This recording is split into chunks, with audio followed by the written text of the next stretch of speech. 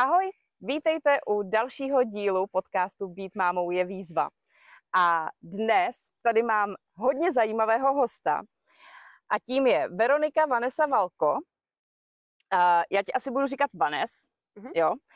A je to poporodní dula, ženská masérka, máma 3 synů, které vede vlastně kontaktní výchovou a jestli jsem na něco zapomněla, tak mě doplň.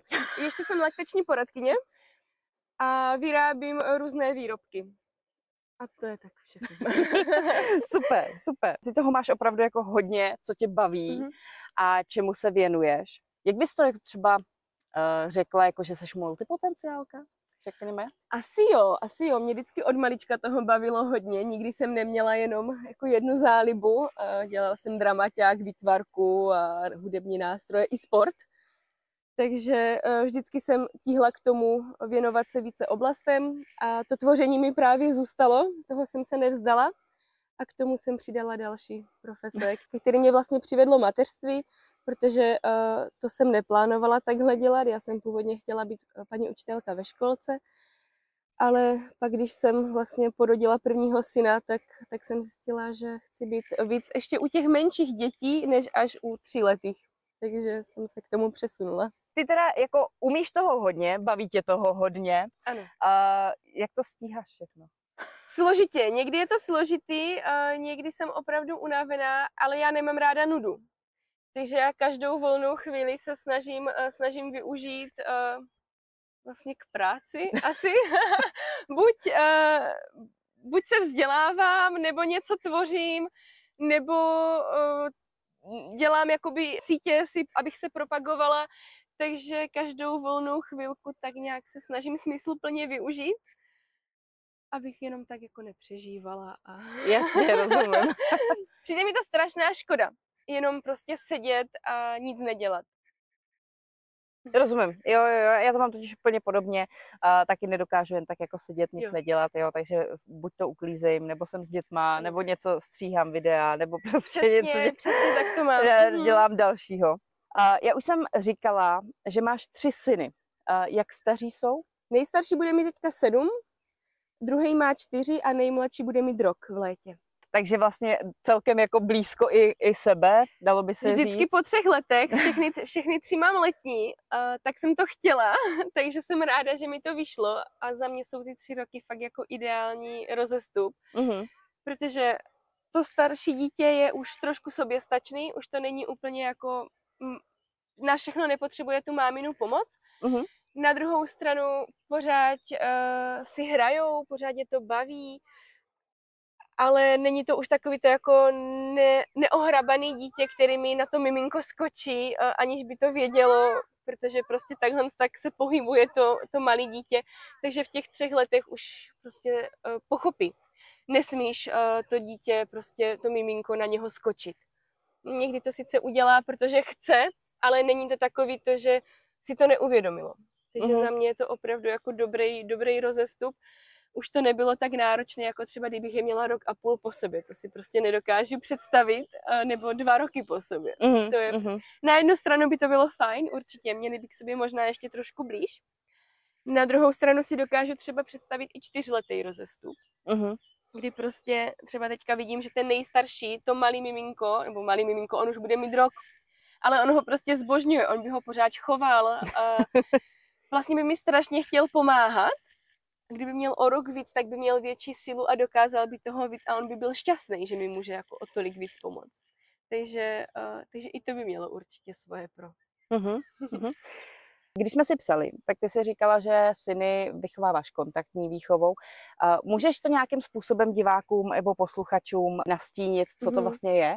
Snažím se je vychovávat kontaktně, ne vždycky se mi to daří. Já jsem tvrdohlavý beran, takže nějaká jako trpělivost je pro mě hodně složitá, ale s prvním synem jsem se to hodně naučila, takže se snažím se na ně nekřičet, nebít je, spíme spolu v posteli, to je za mě úplně skvělá věc, kterou jsem taky neplánovala, protože postýlku jsme samozřejmě měli koupenou a byl tam asi první týden a pro další už jsme ji ani neskládali, pro další děti. Já jsem vlastně nebyla odpočatá.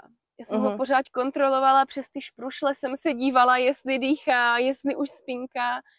Takže když jsem si ho potom poprvé dala do postele a já jsem se vyspala, tak to bylo úplně skvělý.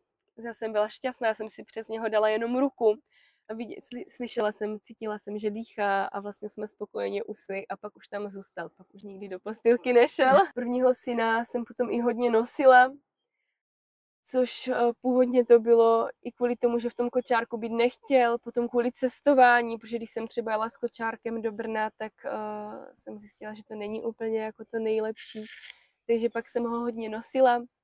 Druhýho syna jsem nosila ještě víc. U třetího už hodně preferuju ten kočárek, protože možná jsem unavenější, mám vždycky hodně dětí mám taky hodně. Mám hodně věcí, když jdeme na hřiště, tak to je tohle pitičko, tohle svačinka, tam balón, ještě ty plíny. Takže kdybych měla dítě v šátku do toho baťoch, tak jsem fakt hodně spocená. Takže většinou mám kočárek, kde dítě spokojený. Kdyby tam to dítě spokojený nebylo, tak ho tam nevozím. Jasně. Ale tím, že mu se tam líbí, tak ho tam mám a pod kočárkem mám s sebou vždycky ten šátek, kdyby bylo potřeba, tak abych byla připravená. Jasně. Ty jsi říkala, že nejstaršímu synovi vlastně teď bude 7 a teď už spí u sebe, nebo pořád spíte všichni dohromady? Pořád spíme všichni dohromady. Máme velkou postel, aby se mi tam všichni vlezli. Máme postel jakoby trojlůžko. Udělali jsme si to z palet, takže máme prostě obrovskou postel. Máme ji ode zdí ke zdi, třetí stěna, takže vlastně přes celou téměř místnost máme postel. A je to za mě úplně skvělý. A k té výchově vlastně, že toho může být přes den moc, strašně co se mi líbí. Já jsem to někde viděla, takže jsem to doma zavedla taky. Každý večer, než jdeme spínkat, tak si říkáme, co se nám ten den líbilo. A občas bylo by fajn si to asi říkat vždycky, i co se nám nelíbilo. Co jsme třeba udělali špatně, nebo co vlastně třeba mě vadilo, že udělali ty děti, že třeba se mohlo udělat líp. Ale pozor, i to, co vadilo těm dětem na mě. Jakože třeba nedala jsi mi hnedka rohlík. Jo, prostě. Ale je to v pořádku, že jim to vadí, že prostě na to dítě nemám hnedka čas, protože oni se nerozhodli, že budu mít 3 děti. Oni prostě, to bylo moje rozhodnutí, že prostě se musím roztřetit, že jo, prostě. Takže občas jim to vadí, že prostě třeba oni mě potřebovali a já jsem tam v tu chvíli hnedka nemohla být, protože jsem prostě dělala něco s tím jiným dítětem, nebo něco pro sebe, protože i to je v pořádku.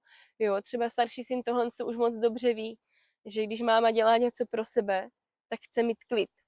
A učí to vlastně i ty mladší, že když už jsem to naučila jednou toho nejstaršího, tak ti mladší to odkoukají. To mi přijde úplně skvělý, že vlastně já nedělám všechnu práci 3krát. Všechno ne. Něco samozřejmě ano, kojit musím všechny 3 děti. Ale prostě určitý věci oni už obkoukávají od toho staršího sourozence a to je úplně super. Že se to vlastně jako přirozeně učí. Že třeba máma je ve sprše a oni čekají. A dřív to první dítě mi bouchalo na ty dveře, kdy už konečně vylezu.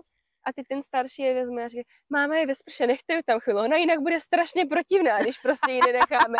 On už to prostě ví a je to v pohodě, protože on taky musí vědět, že mám emoce a že když prostě já nemám naplněný to svoje, třeba když mám hlad, tak jsem prostě protivná. Nebo když to prostě, každý,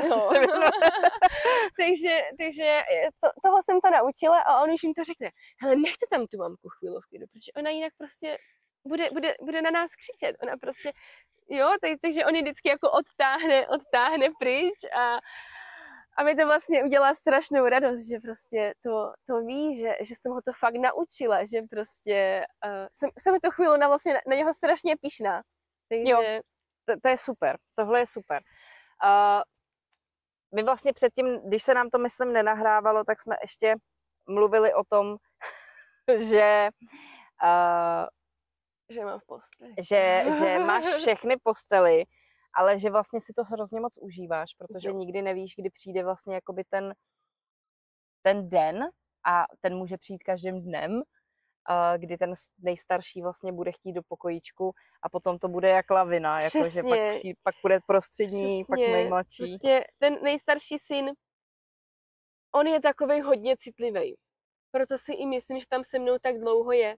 Kdyby byl nejstarší ten prostřední, tak si myslím, že už dávno spí sám. Jo, to je, on je víc mnou povahou. Takovej prostě, kde jsem, tam jsem, prostě všude jsem doma, se všema si povídám a všechno prozkoumám. Ten nejstarší to nemá. Pro mě to třeba bylo strašně složitý pochopit jeho osobnost. Prostě, jak s ním mám komunikovat, jak prostě strašně náročný. Takže mě naučil hodně trpělivosti a fakt sebevzdělávání. Vlastně všechno to, co dělám, tak dělám díky němu. Takže to je super. Teď mě prostě k tomu přijde. Jo, je fakt, že děti nás dokážou jako hodně naučit. No. A mám všechny děti u sebe v posteli a jsem za to ráda, protože když jsou třeba, nejenom když jsou nemocní, jako když jsou nemocní, je to úplně prostě nenahraditelná věc, protože ani se nemusím pořádně probudit, vidím, že tam jsou, že mi nezvrací, že prostě nekašlou, nebo prostě můžu hnedka zasáhnout. I kdybych si toho všimla hned, když by u mě v posteli nebyli, tak než tam dojdu, tak to prostě trvá, než prostě se vyhrabu z té peřiny, jo, a takhle tak je mám hnedka pod dozorem. Jasně, že je tak nebudu mít pořád, já to vím, je to prostě je to přirozený. Je potřeba si užít tu chvíli, dokud to jde.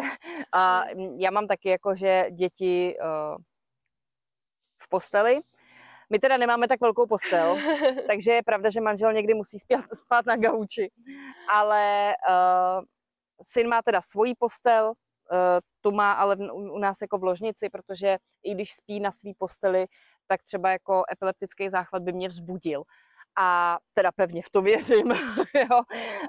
Takže tam jako o něj se hodně bojím z toho hlediska, takže ten vlastně jako spí s náma v ložnici, ale má tam vlastní postel a kdykoliv ale se může přelíst k nám do postele.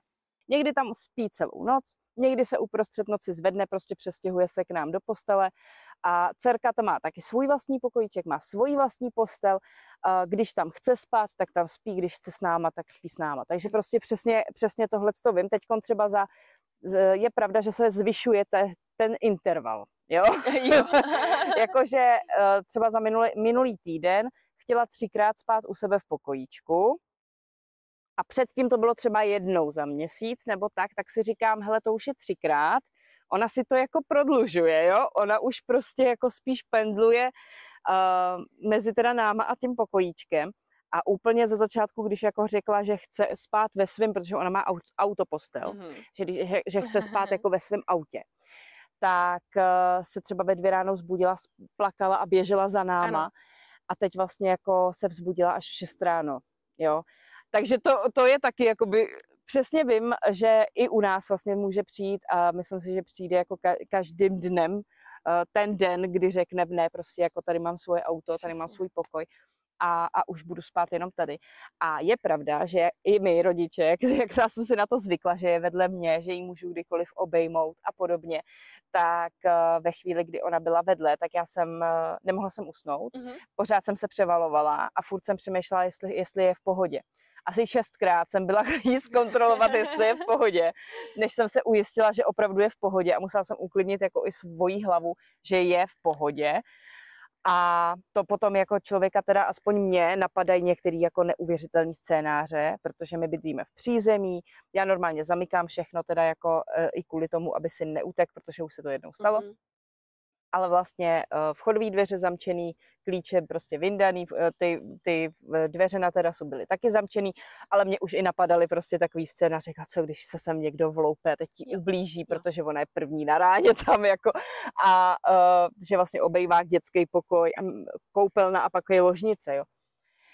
A fakt jsem se musela jako uklidnit, abych prostě vůbec usnula a nespalo se mi ale jako vůbec dobře. To naprosto chápu, jo, je to fakt rozdíl, jestli to dítě má člověk u sebe, takže vždycky, když otevře, vlastně ani se pořádně neprocitne, jenom jako tak zamžourá a vidí, že to dítě je v pořádku, nebo je úplně někde jinde a vlastně člověk neví, protože jsou věci, u kterých to dítě vlastně nevydá zvuk, že se něco děje. No, takže jasně.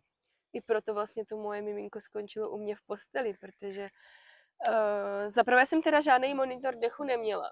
A za druhé spolíhat se na techniku. Je to dobrý, jako dobrý pomocník. Ale nemůže tomu člověk předat tu svoji zodpovědnost. To může prostě přestat fungovat. A nezapípá to, když je potřeba. No, a nebo to pípá úplně zbytečně. S tím mám zkušenost. Ano, to potom jsou lidi zase vystrašení, že to pípá, tak. I když se nic neděje. To se mi stalo u syna i u dcery. U syna jsem byla teda vyděšenější asi víc, no i když možná nevím, protože u syna tam šlo o to, že u něj vlastně každou chvíli už od miminka hrozil ten nějaký velký epizáchvat. Ano. Kdy vlastně, když by nedostal okamžitou pomoc, tak prostě umře. Jo, takhle to jako řeknu na rovinu.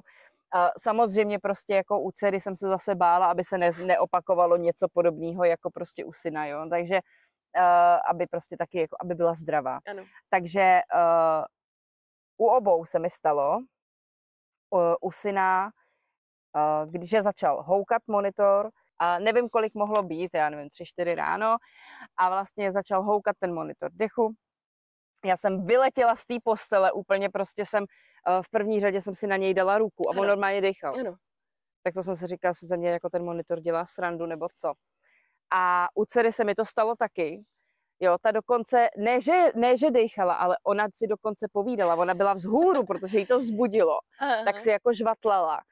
A on furt houkal a já říkám, aha, tak co to je, jako. A pak jsem zjistila, že asi slabý baterky.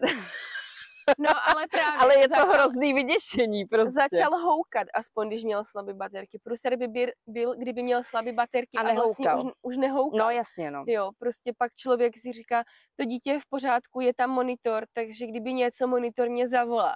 No jasně, je to technika. Dneska, já třeba tady rovnou přiznám, že to natáčíme jako na etapy, protože se mi přehřívá mobil. Jo, a asi půl hodiny, co jsme natáčeli předtím, tak se mi vůbec jako nenahrálo, jo. Protože technika, je to přesně ono, jo. Ta technika, tu člověk moc neovlivní. Přesně. Samozřejmě může to nějak nastavit a tak dál, ale prostě, když ta technika se rozhodne, že prostě nepůjde, tak prostě nepůjde. Jo. A je pravda, že prostě ty monitory dechu můžou buď to houkat, anebo teda, a to jsou ty horší případy, kdy už se něco děje, oni nehoukají, toho rodiče nezavolají a vlastně ten rodič přijde a už je vlastně jakoby pozdě, což nechceme nikdo samozřejmě zažít, ale vím, že to prostě pár rodičů už jako zažilo, bohužel. Je to jakoby i takovej strach ostatních rodičů, si myslím. Takže úplně jako chápu. Jo, dcera ta byla v postýlce, protože jsme měli v posteli syna, měli jsme menší postel, ale když jsme se přestěhovali a já jsem její postýlku musela vyhodit, tak jsem říkala, koupím novou postel, budem ve svém pokojíčku. No,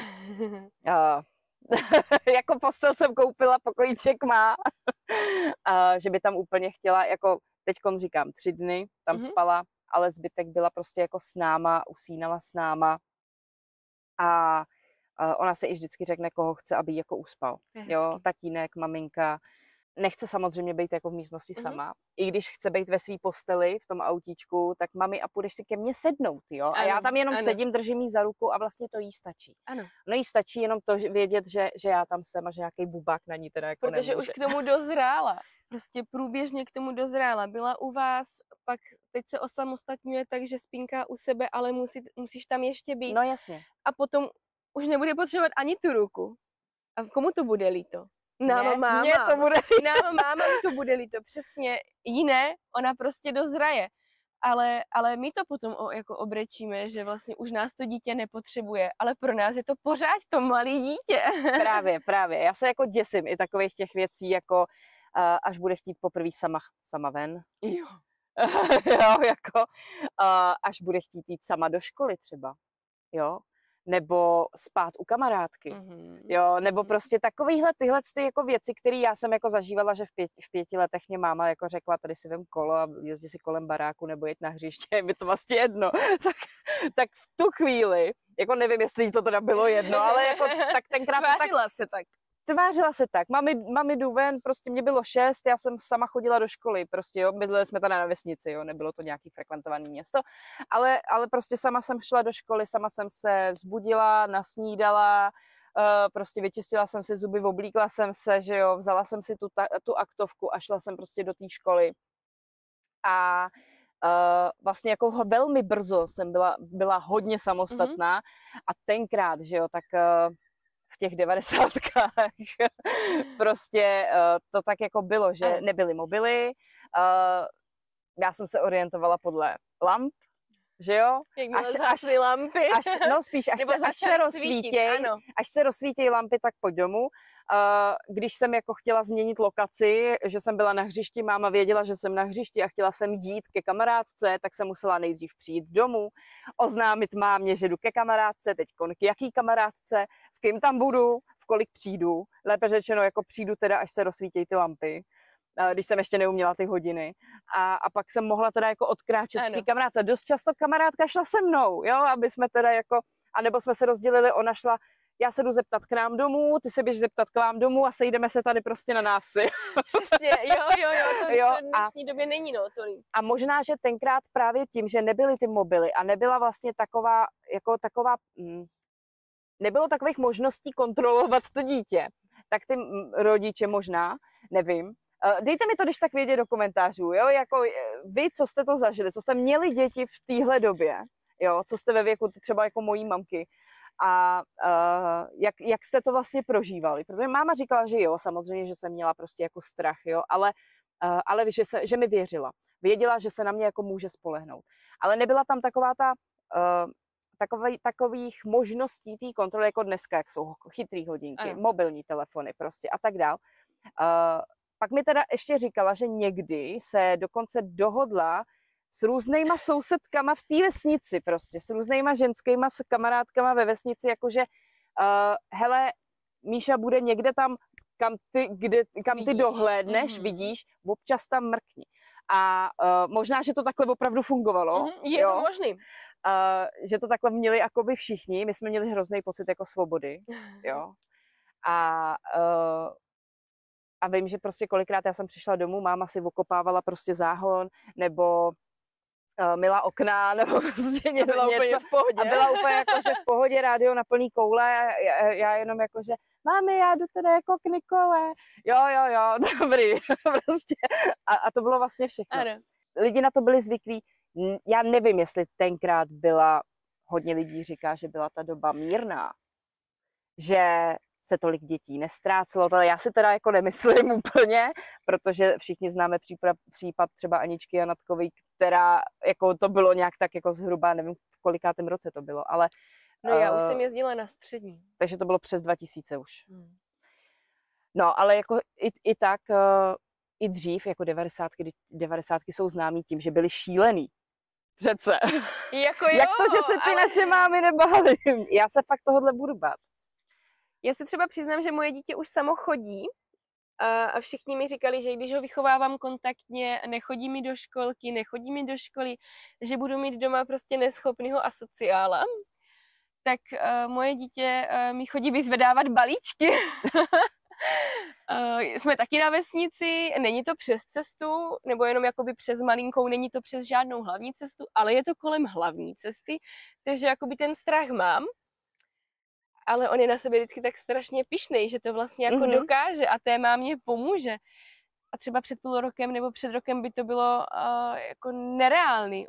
On se opravdu bál, proto on nechtěl do kolektivu, on se bál cizích lidí a dozrál k tomu. Rozhodně to není tak, že teďka tady musíš být, takže teďka je ten věk, kdy ty musíš být v tom kolektivu. Jasně. Takže už to musíš dokázat. Ne, prostě jsme počkali, až on na to bude připravený, tak prostě to dokáže.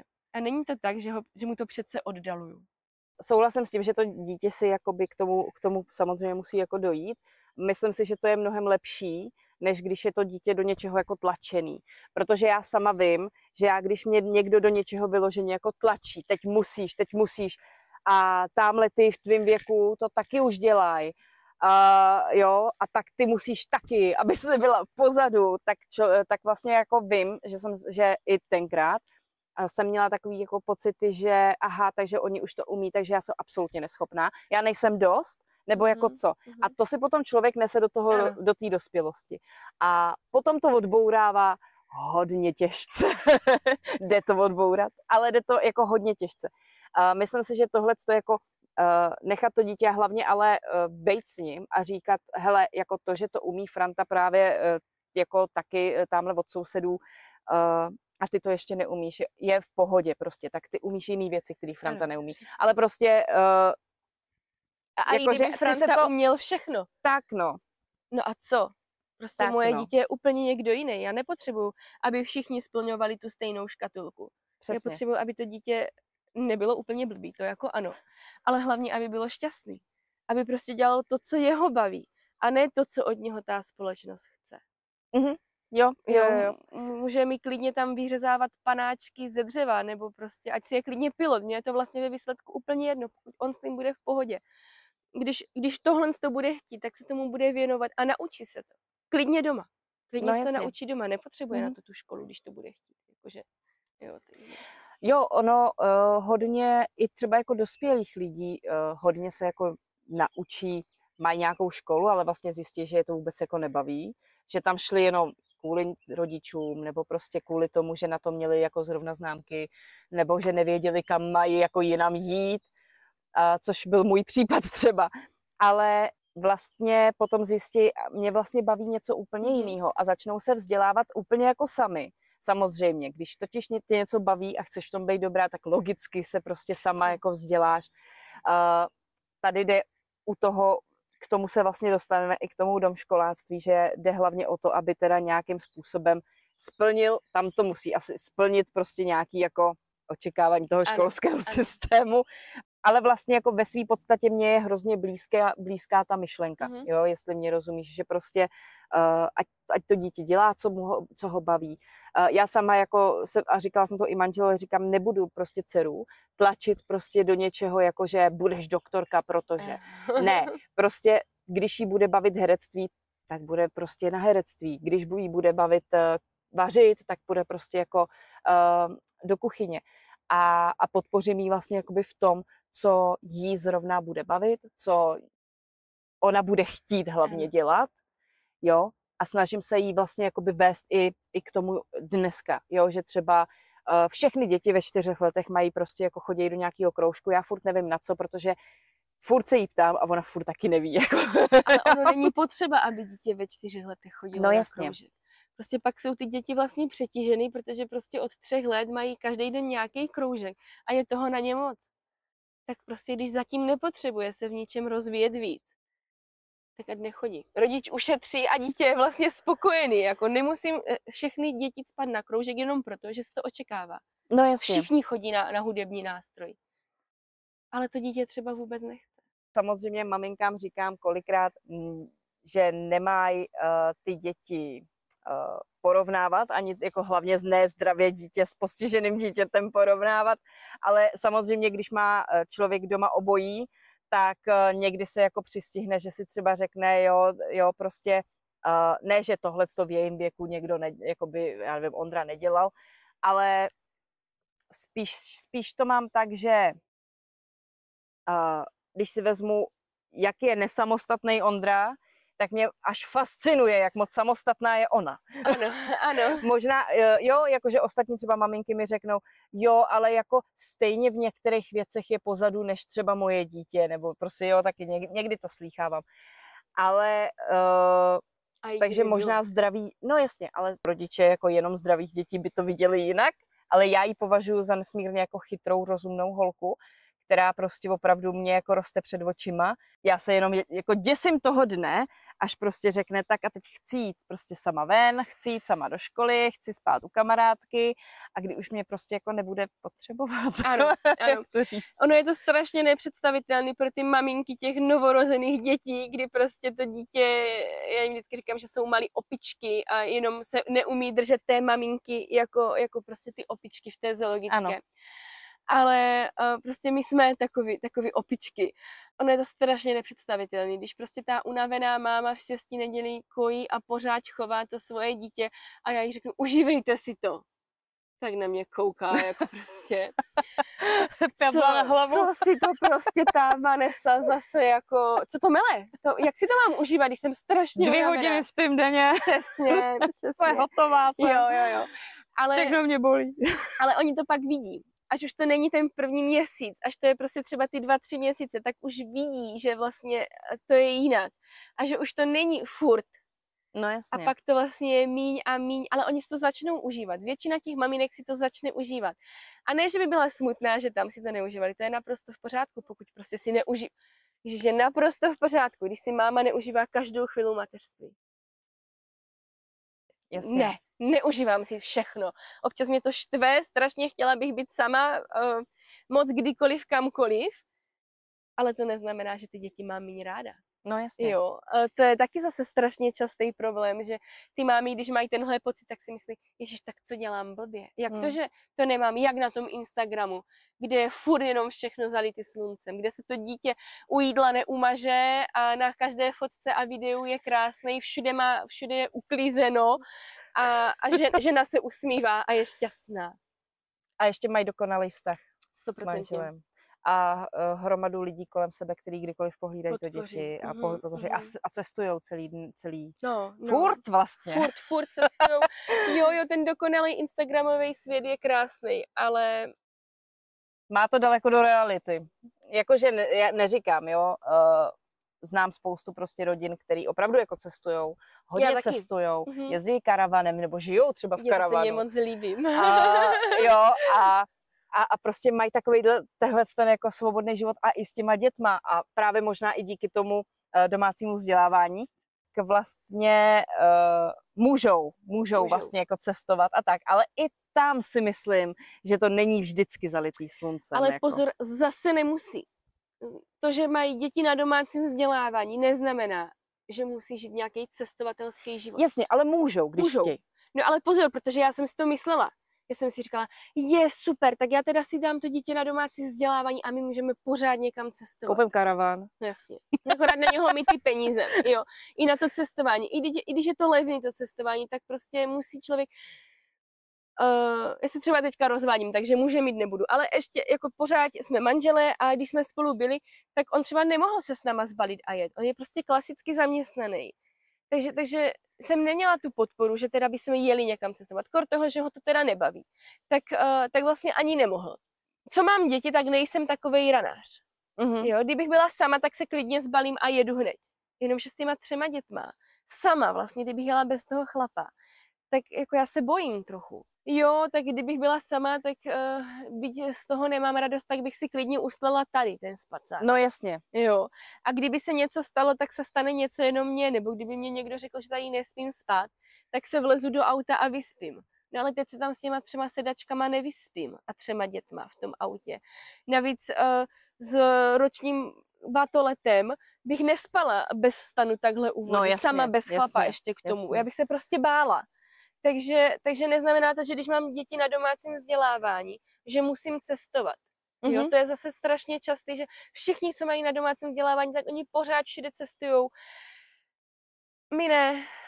Ono je to o tom, hele, to cestování a tak, ono je to hodně o tom, jak opravdu ta rodina může, nemůže, jo. Samozřejmě, existuje spousta rodin, kde prostě oba dva pracujou z domu, pracujou na těch cestách, mají prostě s sebou notebooky a tak dál. Jeden je s dětma, druhý pracuje, pak se vyměnějí, vystřídají a tak dál. A vlastně jakoby opravdu můžou. Pak jsou tady takové rodiny, které jsme jako třeba my. Já se přiznám, že od té doby, co mám Ondru, tak jsem nikde nebyla. Mrzí mě, jako takhle, na víkend třeba jako v Praze, jo. To nepovažuji úplně za dovolenou. Teda. No, právě. Jo, ale prostě, že bych jako jela nějak k moři nebo takhle, to jako úplně ne. Letos jsme měli, ale prostě já se bojím. Skrze syna, protože vlastně jakoby on má to postižení tak jako, že on nemá vzácný diagnózy, ale má vzácnou kombinaci a ne každej si jako s tím ví rady. Ano. A teď jako kdyby se mu něco stalo třeba v Itálii, tak já nemám jistotu najednou, že tam se o něj dobře postarají. Ačkoliv budu mít prostě jako sebou lékařskou zprávu nebo cokoliv. Nebo my bychom do letadla ho nechci dávat. Ano. protože vlastně v letadle vím, že by chytil agresivní záchvat steku a to letadlo by možná i kvůli němu spadlo, nebo má fakt sílu. Ale takže autem. Já jsem jediná, kdo má řidičák. Ano. Takže jet někam 12 hodin prostě jenom jako, jo, nikdy nevím, kdy chytnu mikrospánek nebo něco. Teďkon samozřejmě by se muselo zastavovat prostě jako i kvůli Ondrovi, i kvůli prostě, není to jako jednoduchý. A zatím máme teda docela jako strach, jo, z toho. Takže vlastně chci si to otestovat nejdřív třeba v České republice někde, jo, protože on i některý ty změny, jakože změny prostředí někdy je vítá a někdy zase jako naopak, jo. Takže to je taky takový, jakože hodně, že prostě bychom taky nemohli bychom žít jako v karavanu, si myslím, že jako třeba by mu to udělalo dobře, no ale myslím si, že asi úplně ne. Ono je dobrý, když má člověk možnosti. No, jasně, když může, má tam ještě podporu toho partnera a když to prostě nepůjde, tak se vrátím. Tak přejdeme teda asi rovnou k tomu domuškoláctví. Mám toho mnohem míň, nemusím nikam prostě nás přepravovat všechny. Na první stupeň, pokud chce rodič vzdělávat dítě doma, tak mu stačí jakýkoliv středoškolský vzdělání s matitou. Vyjde zákon, nebo že se prostě ze zákona už nebudou moct jakože fyzicky trestat děti. Asi se každému stalo, že někdy ta ruka prostě může ujet. Tak, my jsme se tady rozkecali hodně o té kontaktní výchově. Určitě budu mít s Vaneskou ještě jeden díl 100%, který budeme natáčet, protože my toho máme jako hodně co probrat. A těch témat je opravdu jako mnoho. Ale ty jsi nám tady přinesla takový jakože výrobky, svíčky jsou tady lapače snů, já to zkusím takhle jako ukázat, jestli to bude vidět. Jsou tady různý náramky z korálků, barevný, hezký, jsou tady košíčky. To děláš ve svém volném čase, předpokládám. Ano, to dělám ve svém volném čase, když trošku volného času je, tak abych ho smysluplně využila, tak tvořím. Tvořením bavilo vždycky, takže jsem to jenom převedla do podnikání, což mi přijde jako úplně nejlepší věc. To, co člověka baví, tak ano. No ale zase jsem se k tomu dostala přes svoje děti. Košíky jsem začala vlastně háčkovat kvůli přebalování, aby jsem měla hezký přebalovací pult, aby mě to ladilo. Tak jsem začala háčkovat košíky, jdou udělat v různých barvách, v různých velikostech, takže já je mám třeba na látkový plyny, já používám látkový plyny, takže tam mám na přebalováku velký košík, tam si je naskládám. No, vypadá to líp, než když jsou tam jenom poházeny. Takže vlastně jakoukoliv velikost, jakoukoliv barvu, co člověk potřebuje, aby to ladilo, aby se tam vlezly ty oblečení, které potřebují, tak na to lze uháčkovat. Starší kluci tam mají ponožky, aby je neměli rozházeny ve skříni, takže tam mají ponožky. A máme to i třeba na kosmetiku v koupelně. Jasně, super. Dají se třeba ty košíčky jako nějak prát, nebo? Určitě. Tady tyhle jo, protože mají háčkovaný i dno. Jo. Takže ty se dají vyprat, pak totiž jde dělat i košíčky vlastně s dřevěným dnem. Oni mají většinou trošku jakoby lepší tvar, protože to dřevěný dno to líp drží, ale ty člověk nevypere.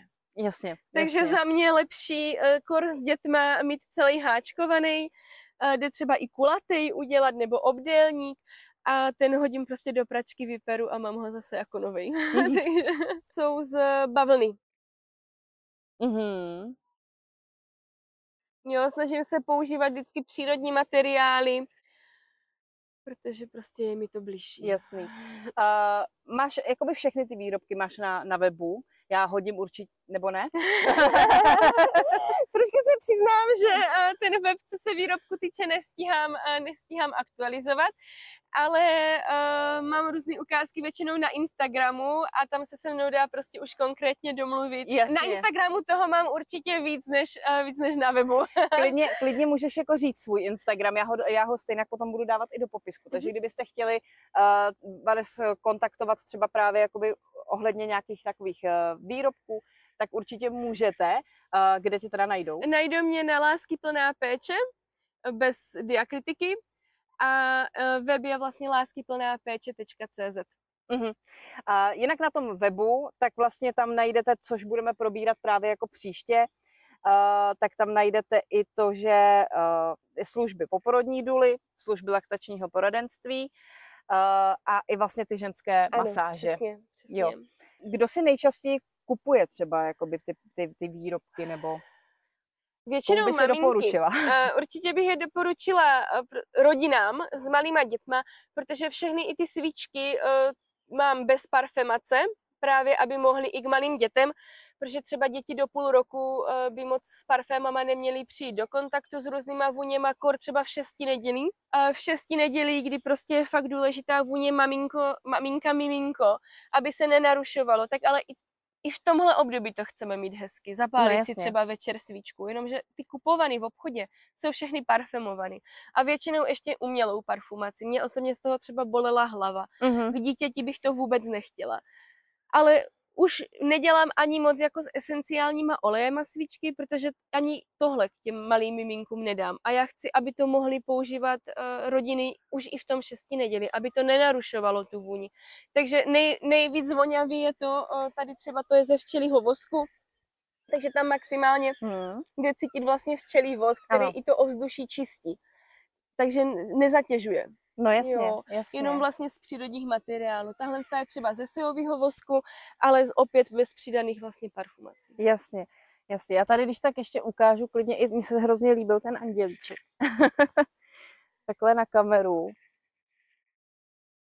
Jo, mám prostě buď klasický, nebo pak vánoční edice, nebo velikonoční jsem měla, takže...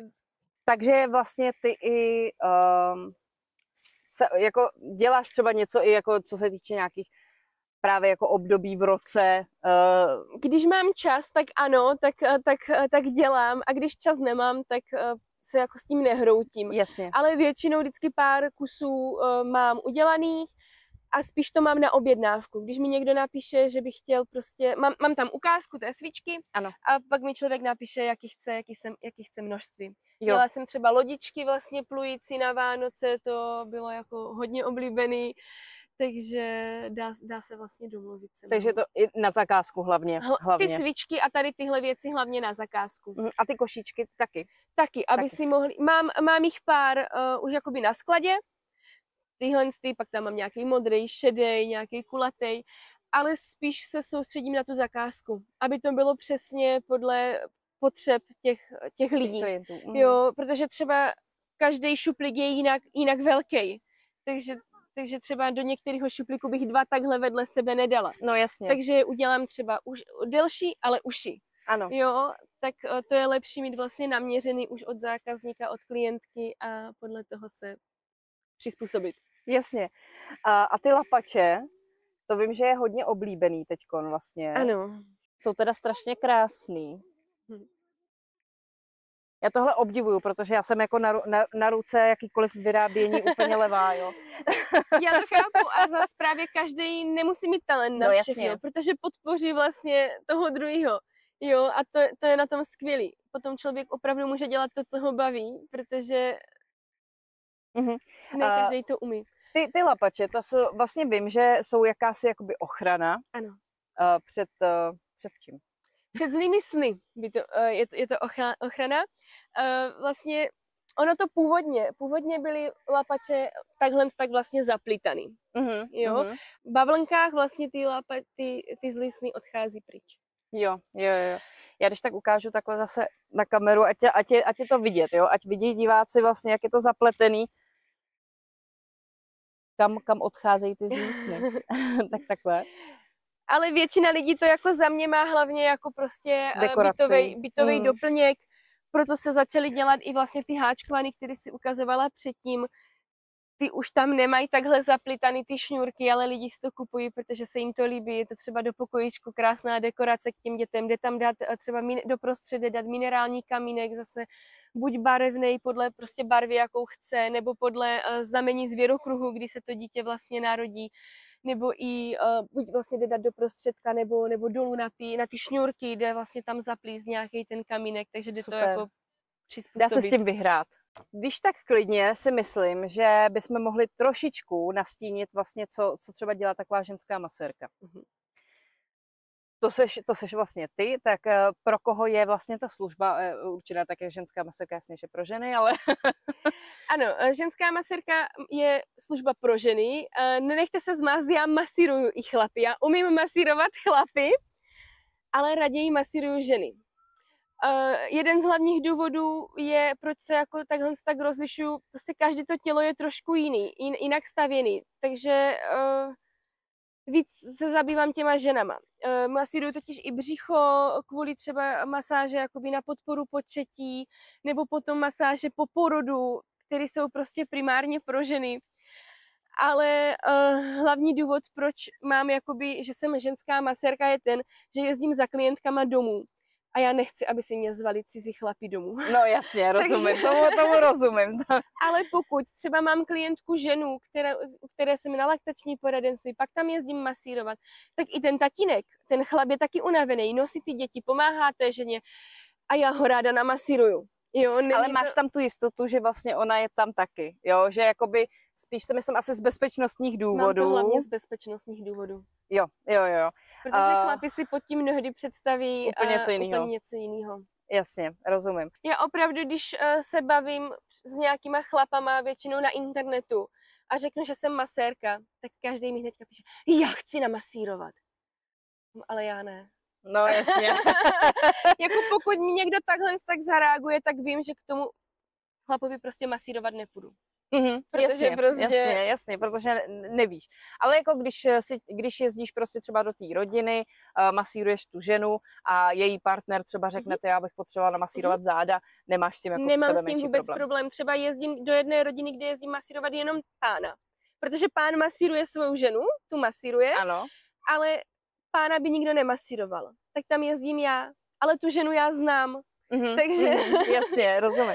A co všechno vlastně jakoby těm ženám masíruješ? Takže asi záda, že jo? Masíruju vlastně klasickou celotělovou masáž nebo části, takže horní končetiny, dolní končetiny, záda, šíje. To je taková ta klasik. Mám těhotenskou masáž, která je teda speciálně pro ženy, že jo? Muž asi nepůjde na těhotenskou masáž. V dnešní době, no. Když jsem dělala kurz, tak jsem tam zrovna měla v páru chlapa, protože jsem už šel učit a taky jsem to na něm potřebovala natrénovat, takže jsem masírovala už těhotenskou masáž i na muži. Ano, mám tam těhotenský masáže, mám speciální masáž na podporu regenerace a modelující masáž vlastně poprsí, která se zabývá nejenom jako prsem, ale masíruje se tam přímo mléčná žláza, takže celý prso vlastně kromě bradavek, ale masíruje se hodně i hrudník, pod prsama, kde to ty ženy často bolí, ani o tom neví.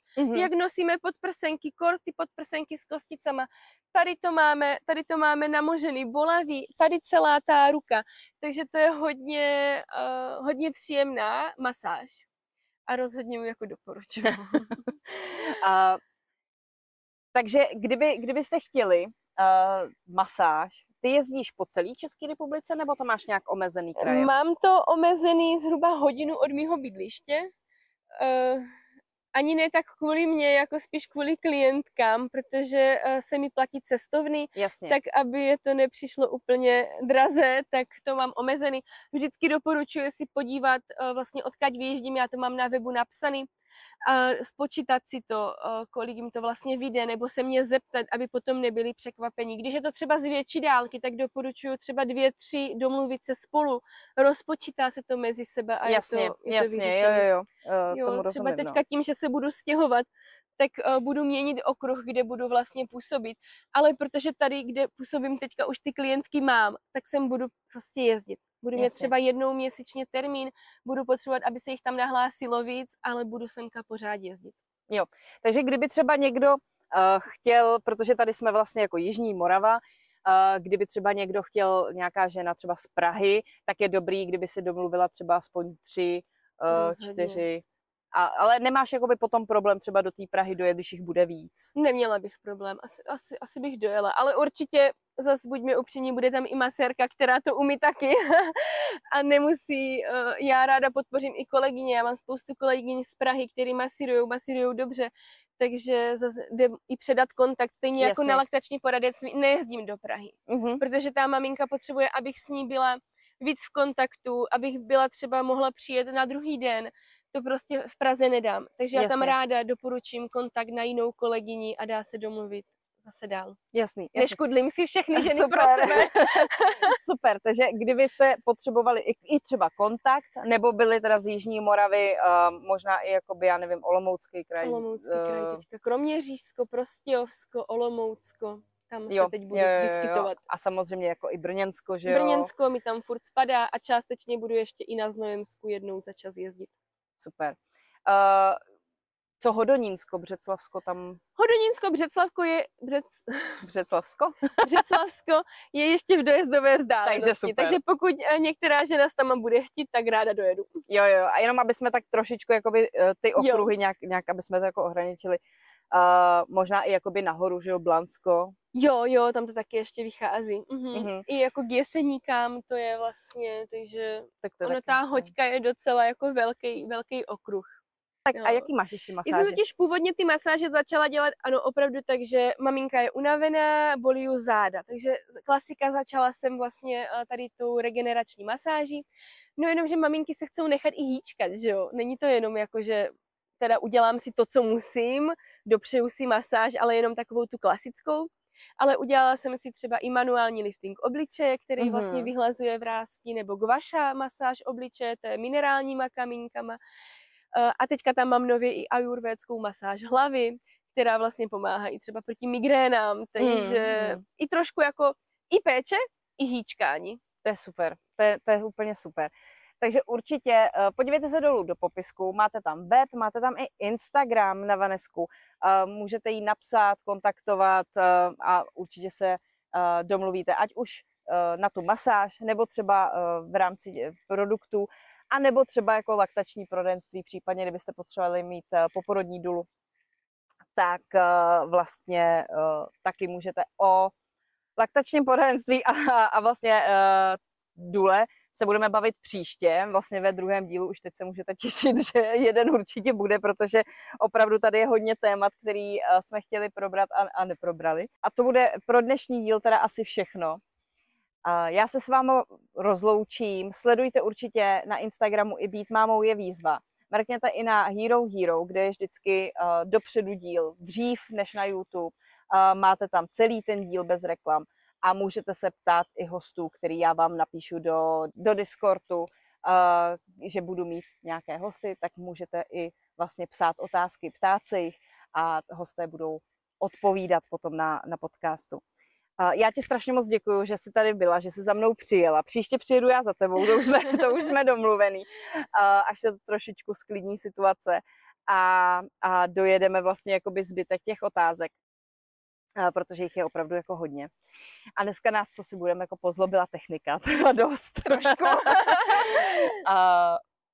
Jsem ráda, že jsi přijala pozvání, že jsi tu byla, že jsme si mohli vlastně popovídat i třeba o tom kontaktním rodičovství a tak, což si myslím, že je hodně důležité.